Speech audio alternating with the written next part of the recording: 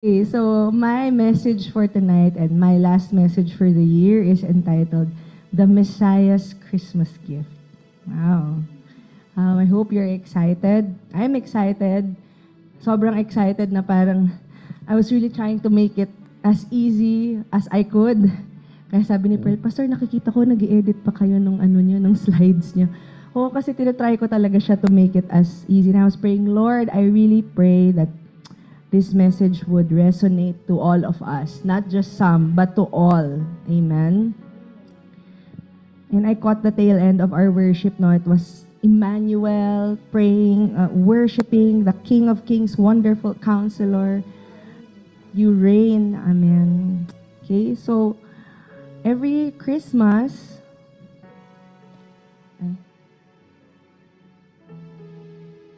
ayaw niya. Isa pa.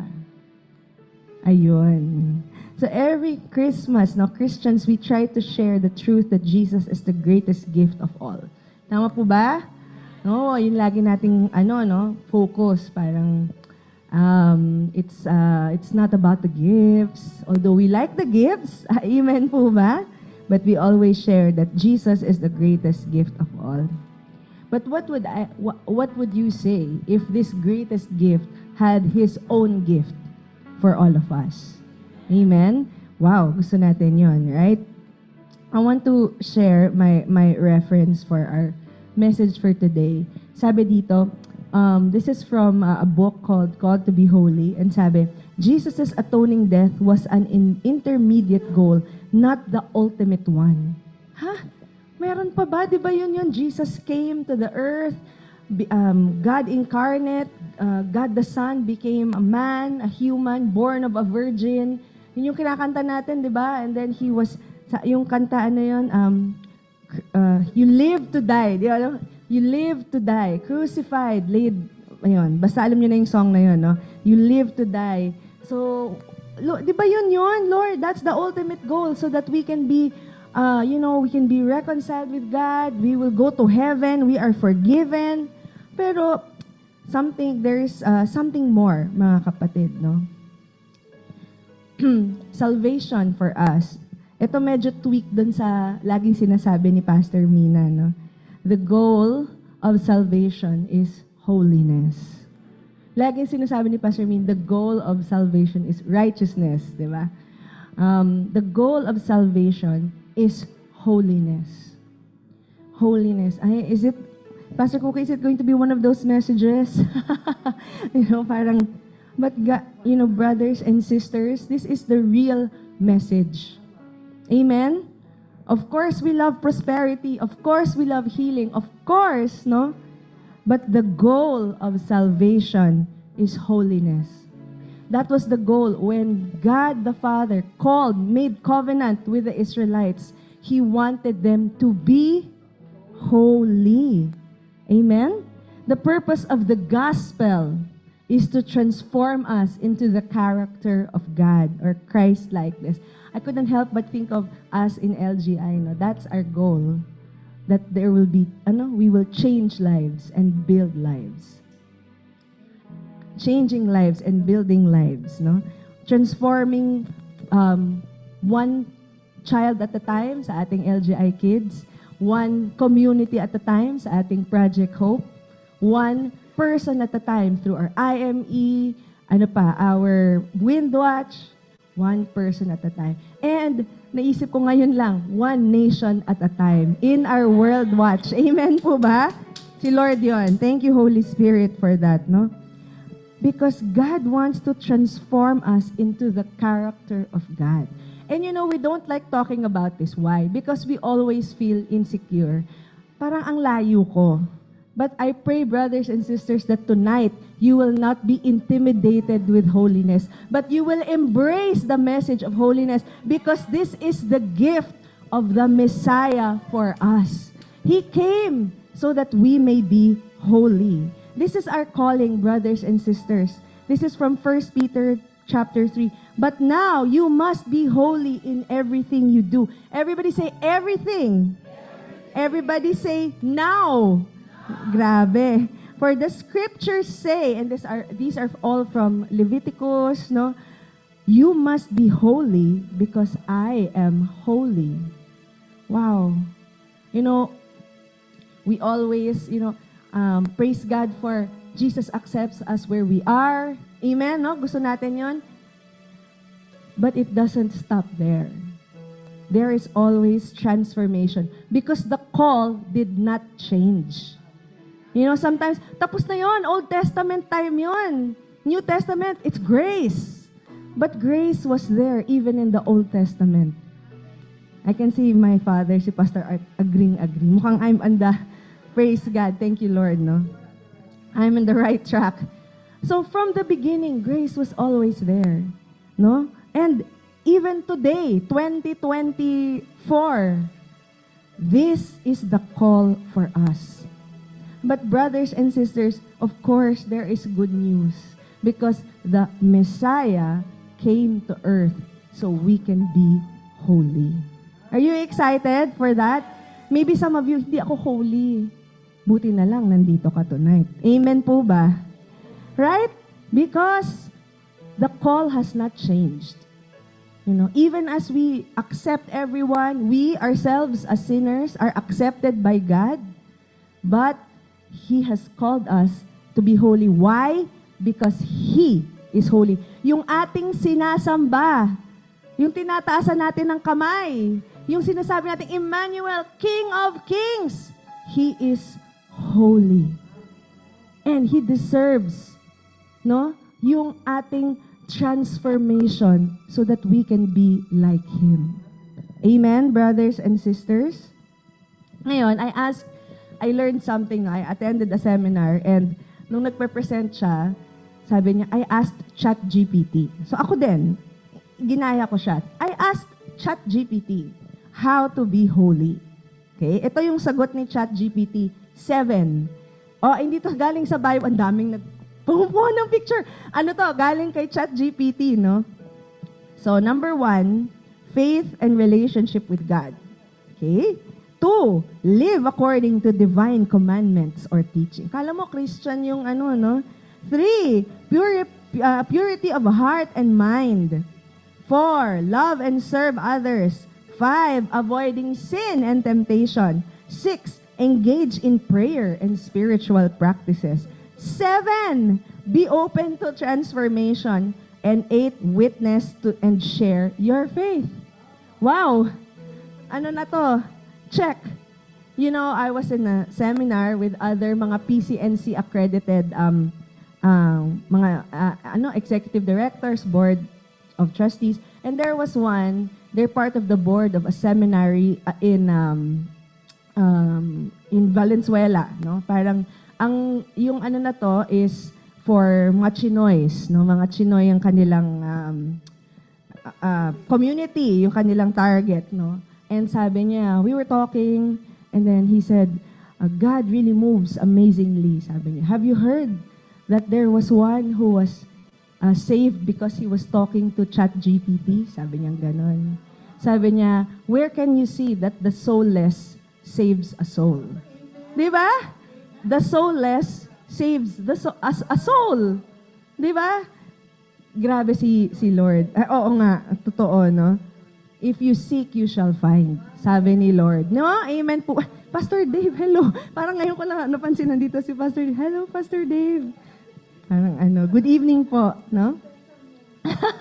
May special mention. Okay?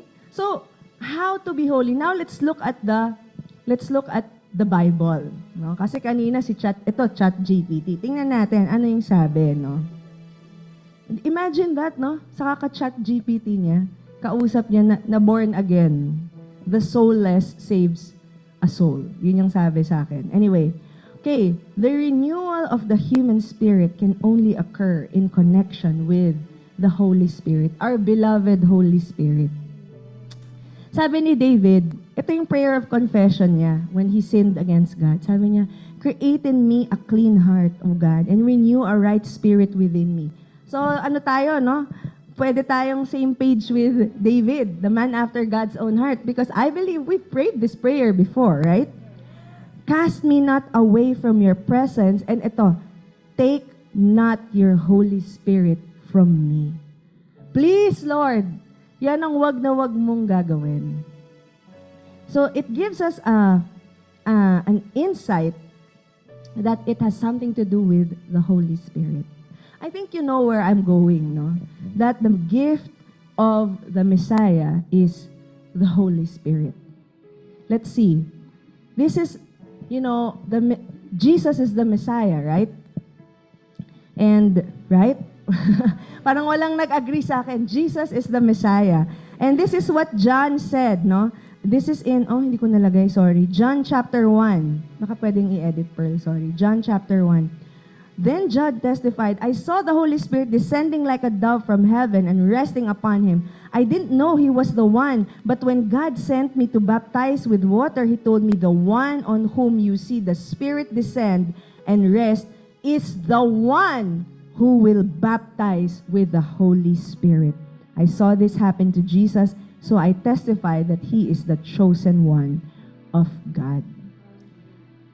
Jesus is the Messiah because the Messiah's ministry is always connected with the Holy Spirit. Diba? The Spirit of the Lord is upon me. I'm going to proclaim, right? And this is the goal of the Messiah. That is His gift for us. When Jesus was born, alam mo naman si God, advance mag-isip.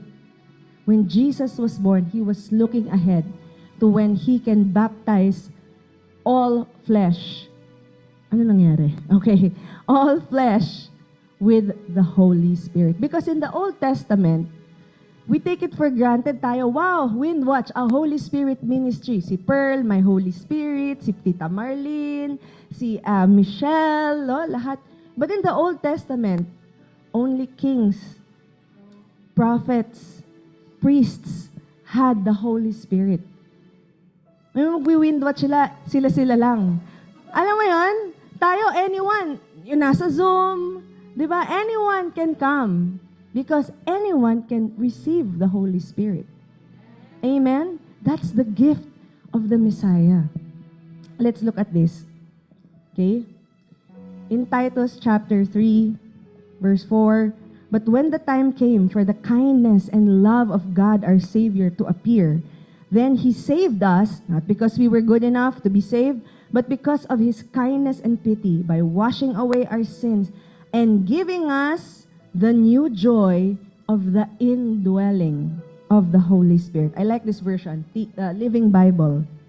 Whom He poured out upon us with wonderful fullness, and all because of what Jesus Christ, our Savior, did, so that He could declare us good in God's eyes, all because of His great kindness, and now we can share in the wealth of the eternal life He gives us. Amen? He gives us, that is the gift of the Messiah. When He was born 2,000 years ago, nakikita na niya, all flesh, pwedeng magkaroon ng Holy Spirit. And therefore, anyone and everyone can be holy. Amen po ba? Yun lang yung kailangan natin. You wanna be holy? You need the Holy Spirit. Yung dun sa ChatGPT, isa-isahin mo yon, mahirap, sabay-sabay. Siguro kaya mo pa 1 to 4 or siguro may mga madali dun. But really, we need the Holy Spirit. So the first, madali lang yung I only have 2 points and 1 promise. Puro L. L naman ngayon ang gusto ko. Through the Holy Spirit, first point natin is, we have a powerful life. Life. Yun, L, no? And I wanna show, okay, alam ko na yan, pero listen to this mga kapatid. Pentecost was the culmination of Jesus' ministry. Look at this, Joel 2:28. We always see this sa Acts, no? Then after doing all things, I will pour out my Spirit upon all people, or in the Hebrew, all flesh.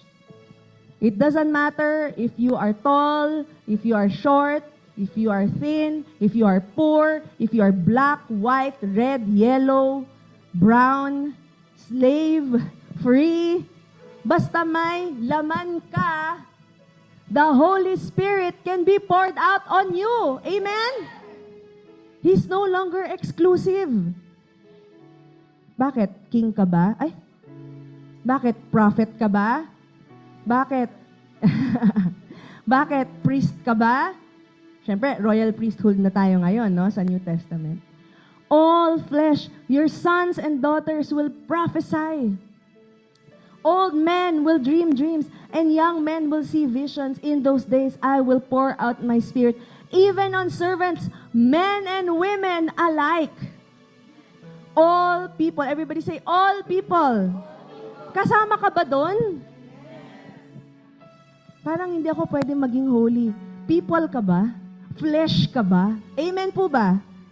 If you are made of flesh, you can receive the Holy Spirit, the outpouring, because that is the culmination of Jesus' ministry. No? He wanted to come, usually nag-e-end tayo sa diba, sa ascension. Resurrection, then ascension. But really, it was Him who poured out the Holy Spirit on us. It was because of the ministry of Jesus. The Holy Spirit makes it possible to everyone to experience the unblemished obedience and the perfect heart that only a select few in the Old Testament had experienced. This is a time of inclusivity. Talk about inclusivity. Sabi ni Jesus, basta may laman ka, makakatanggap ka ng banal na Espiritu. And the goal of God is once you receive the Holy Spirit, we will be transformed to be holy. Sabi nga ni Pastor Min, bakit ang dami naman? He could be the loving spirit. Ano pa ba yung mga sinabi mo, Pastor Min? Matagal na yun.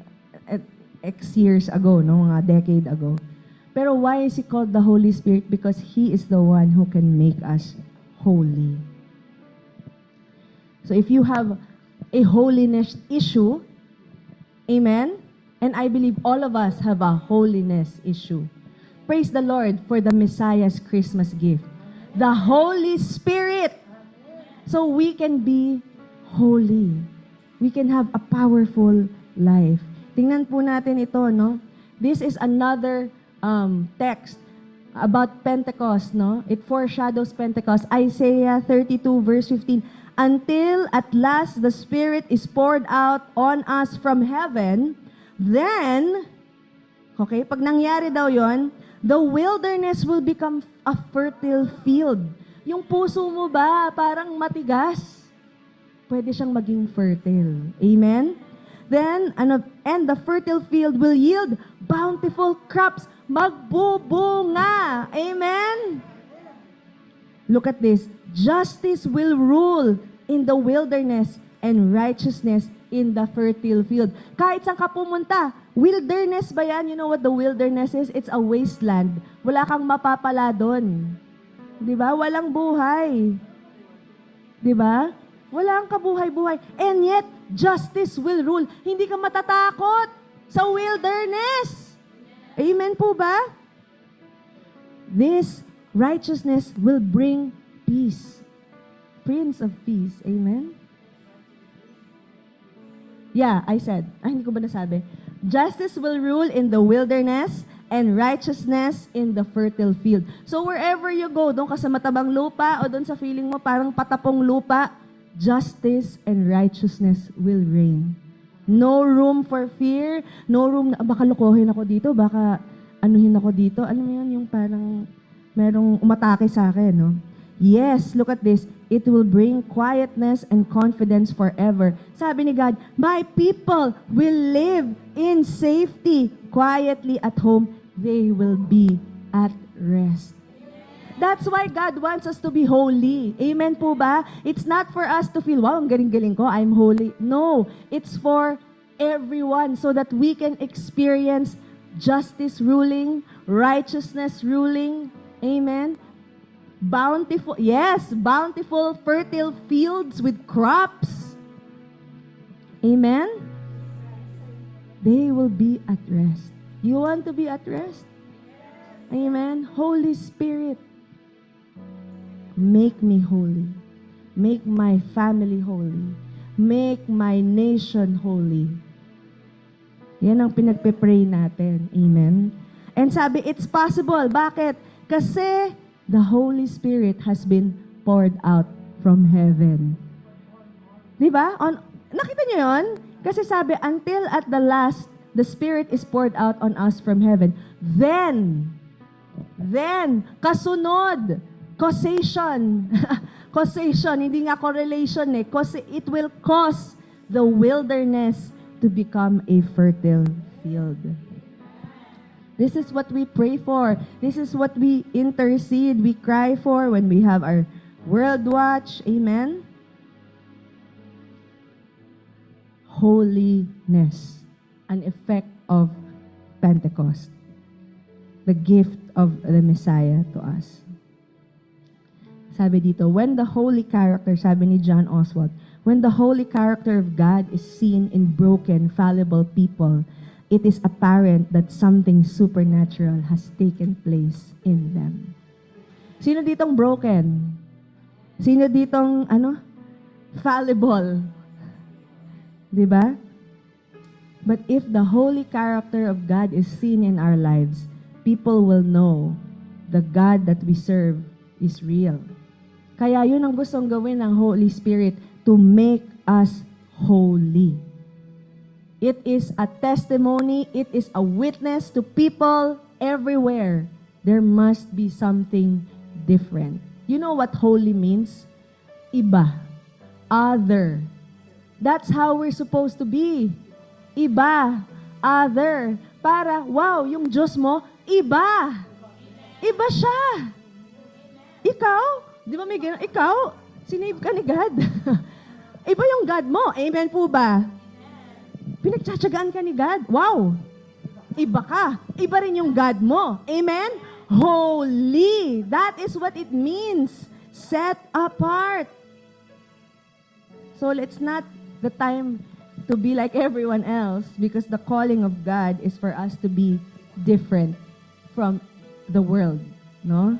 Not for the sake of being different, but to be like God. That's how we can shine. And sabi, wow, something supernatural is happening there. Of course, we move in signs and wonders. Amen. Praise the Lord. But also, when we move in holiness and when we show our transformed lives, people will know. And that's why yung mga Kristiyano noon, di ba? Ayaw sila nung mga Romans kasi napaka law-abiding, or hindi sila sumusunod dun sa mga corrupt practices. Kakainis naman tong mga to. Di nila alam, they're being holy. Different, other. Amen? Okay. How are we powerful? Because we can defeat sin in our lives. We can. Sabihin mo nga, I can defeat sin in my life. Tonight, I want you to be free. Because sometimes we feel that sin is more powerful than the Holy Spirit in us. We need to believe it. We need to claim it, that we can defeat sin through the power of the Holy Spirit. Through living in the Spirit, we can conquer what is without.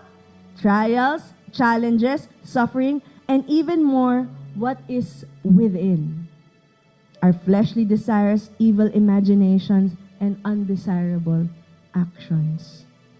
We can defeat sin. Sabihin mo nga, I can defeat sin. Kasi nandito na si Holy Spirit eh. Justice will rule, righteousness will rule. I'm being transformed to be different. Iba na ako. Diba? Dapat ganun yung ibahin niyo ako. Kasi iba na ako. Kasi yung Diyos ko, iba din. Amen? Amen. Okay. Next. Second point.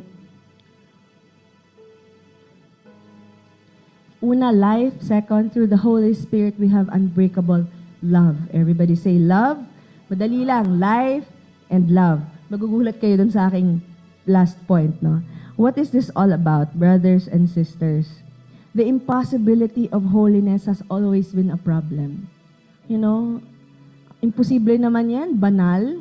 Ako, banal.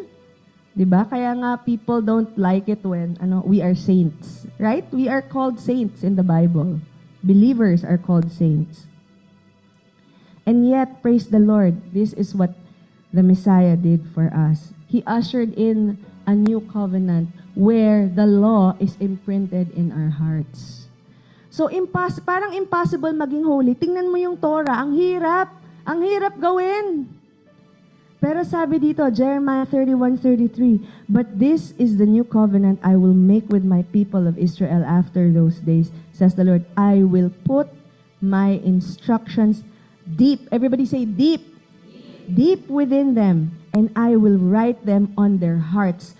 I will be their God, and they will be my people. Inukit na ng Panginoon sa puso natin kung ano yung mga dapat nating gawin. Right? Nobody has to tell you. Your discipler doesn't have to rebuke you anymore. Your pastor doesn't have to rebuke you because it is written in your heart. Alam mo yon, nagigilty ka, Lord, ayoko nang gawin to. It is written, it is imprinted in our hearts. From the beginning, the problem of the human spirit has plagued God's people. You know, sabi dun sa libro, many leaders have tried external solutions to the problem of sin. Hindi nila alam na sin yung problem, no? They tried, socialism. They tried all these different things, whether it's political or, what have you, economic. But the problem is in the spirit, the human spirit. And that's what people don't talk about. Tama ba? People talk about, feelings. People talk about their bodies. They are important, but people seldom talk about the spirit. And it's not just a church thing. Everybody has a spirit. Diba? We are tripartite. So paano? Anong solusyon dyan? Sabi ni the Messiah, ako nang bahala.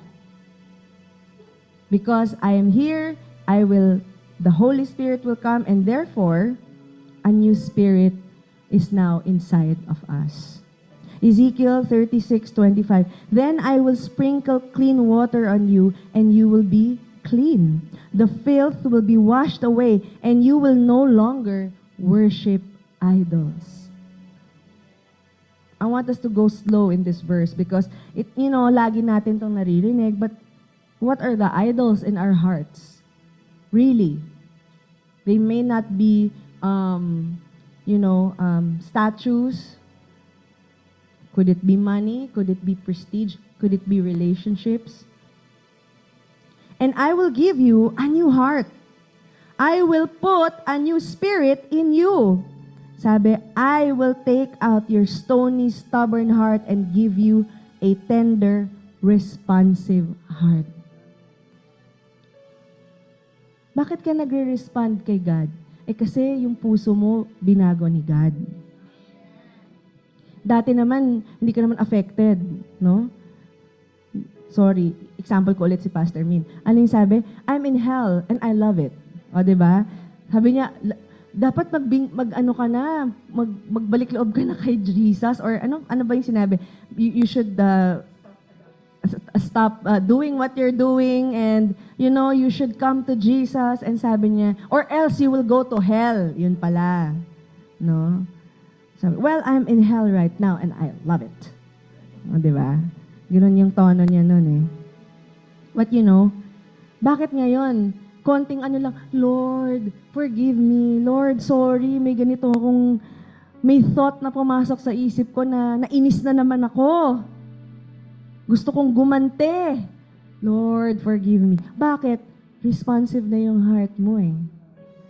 And if nakikinig ka sa akin and you're saying, "Pastor Cookie, parang hindi ganun yung heart ko." Well, it's okay. The Holy Spirit can make your heart that way. Amen? He can tenderize our hearts. Grabe, no? Pukpukin. Yeah, tatrabahuin. And I will put my spirit in you. Look at this. So that you will follow my decrees and be careful to obey my regulations. Imagine that. So that you will follow. Susunod tayo. Mag-o-obey tayo. Tapos, magiging maingat pa tayo to be, to obey God. Sabi dun sa librong binabasa ko, there are two ways that, you can sin. And one is the sin of the high hand, meaning outright rebellion. No? Ito yung rule, ayaw mo sundin. Then there's another kind na out of, hindi mo alam, may ganun pala. Has it ever happened to you na somebody tells you, na-hurt ako dun sa sinabi mo, tapos ikaw, oh my gosh, I'm so sorry, hindi ko alam. Tama po ba? Hindi ko alam na na-hurt ka pala, I'm so sorry, I didn't mean it. Right? Hindi mo alam na may ganun ka palang nagawa. As far as you know, wala ka namang inaaway, pero yung pala may nasaktan ka. Pero bakit ganun, no? Naku, I'm so sorry, forgive me. Hindi yung, bahala ka kasi sensitive mo eh. Ganun, di ba?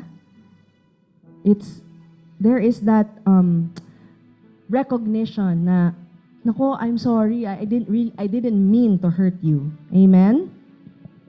We don't want to hurt people. Brothers and sisters, the miracle of being a Christian is Christ in you through the Holy Spirit. The Holy Spirit was given to enable us to obey our Savior. Are there things na nahihirapan kang i-obey si Jesus?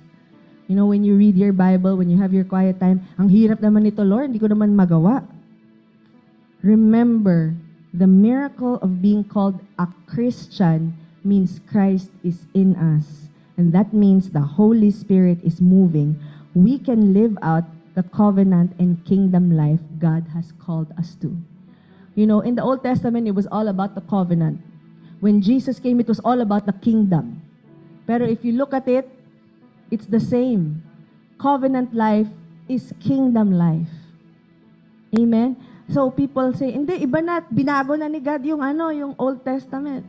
No, He came to fulfill it kasi yung call ni Jesus is the same. Iba lang yung pangalan, no? Sabi niya, repent for the kingdom of God is near. There is a messianic kingdom that is coming, no? So we can live out that covenant and kingdom life. To care for others. When we talk about I'm not sure if I put it in my slides. Okay, I'll mention it in the next one.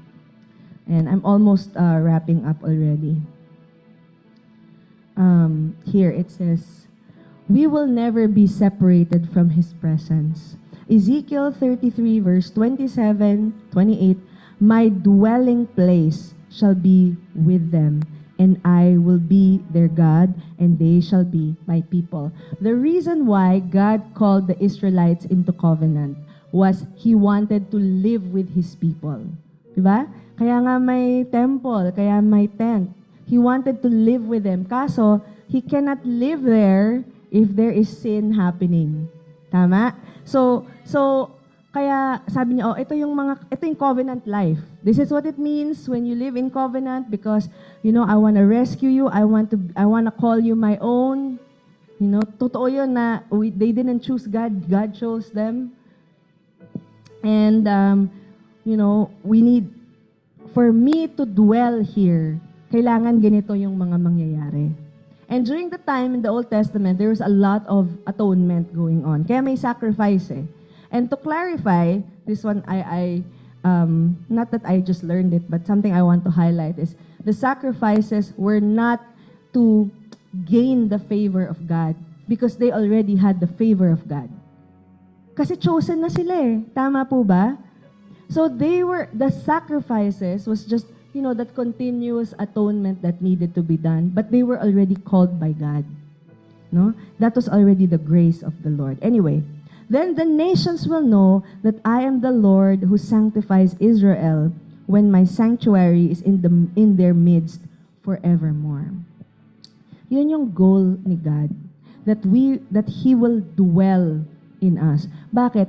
Ayaw niya na may magsiseparate sa atin, sa Kanya. No? That we will be always close to Him. Because the only thing that can separate us from God is sin. And so the fact that He is dwelling inside of us, that the Holy Spirit has been poured out on us, what does that mean? That means that we have been righteous, we have been forgiven. But that doesn't mean that we will, okay, yay, I'm forgiven. Okay na, tuloy ang ligaya. No?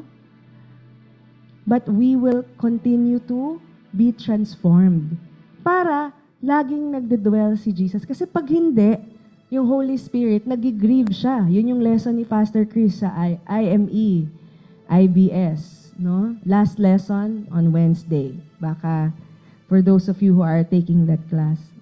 We don't want to grieve the Holy Spirit. So He wants to be with us. He wants to dwell with us. Sabi niya, I will be their God, and they shall be my people.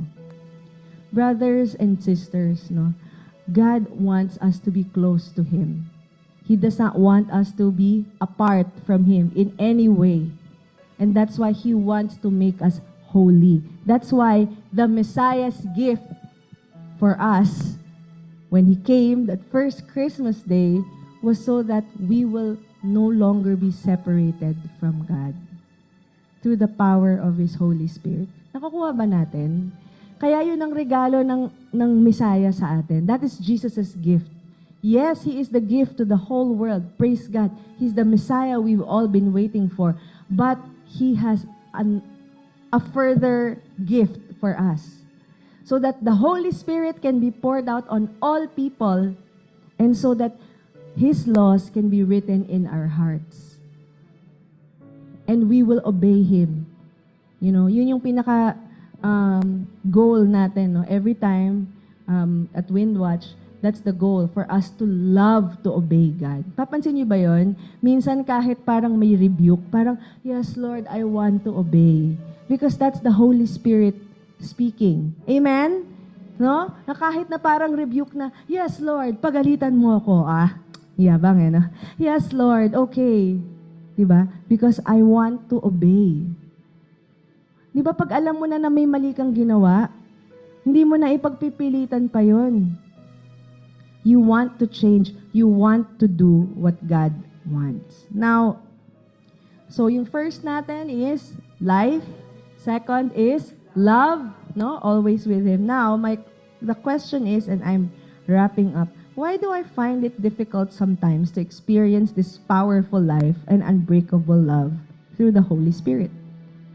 Fair question, right? Why don't I see God's character and holiness in me? You know, maybe you're doing some self-audit. Layo ko pa. Ito yung naaano ko. Ito yung gusto kong mangyari. This is, you know, I wish I were like this. I still lose my temper. I still do this. I say these words. I wish I didn't, no? Ang layo ko pa. Parang hindi pa rin ako holy. And, you know, when I was reading the book, patapos na yung librong yun, no? I mean, towards the end of the book, napakaganda ng sinabi niya. Look at this.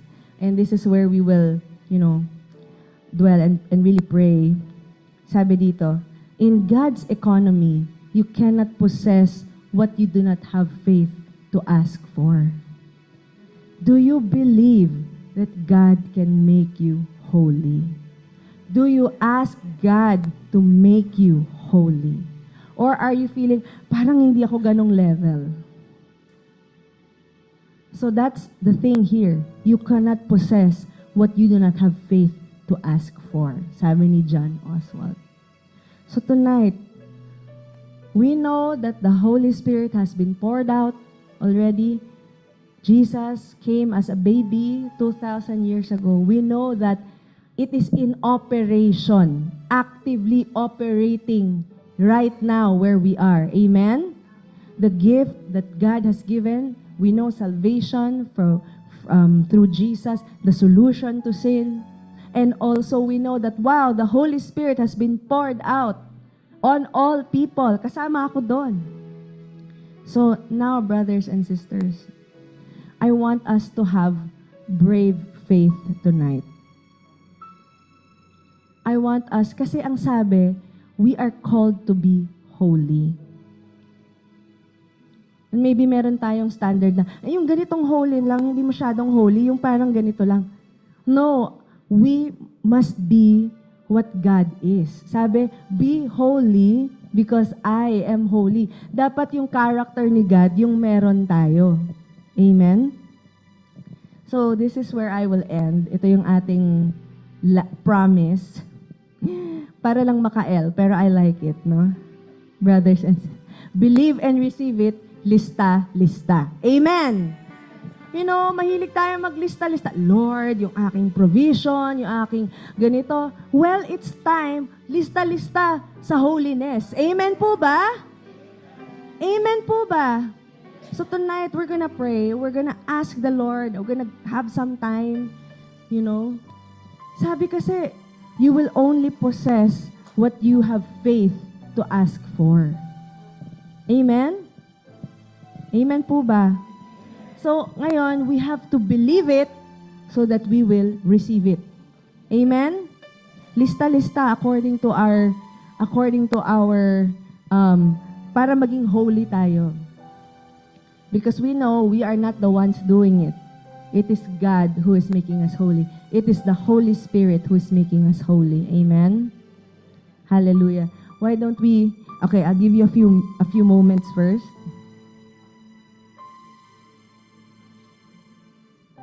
Thank you, Jesus.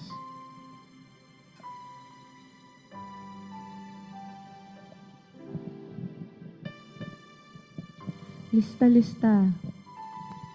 Paano ka magiging holy?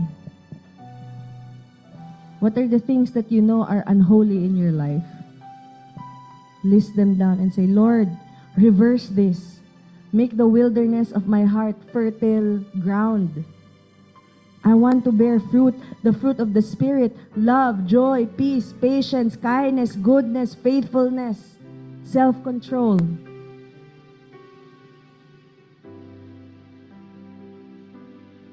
Ang dami na palang messages.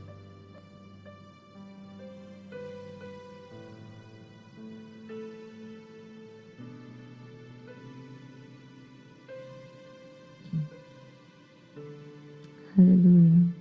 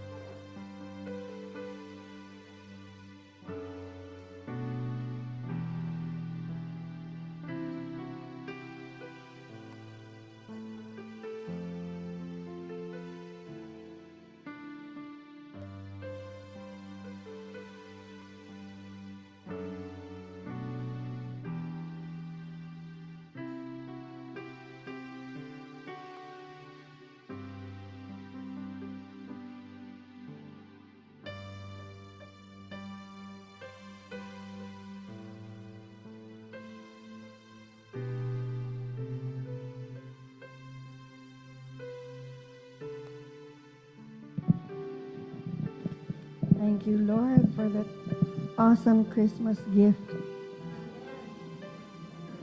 You know what?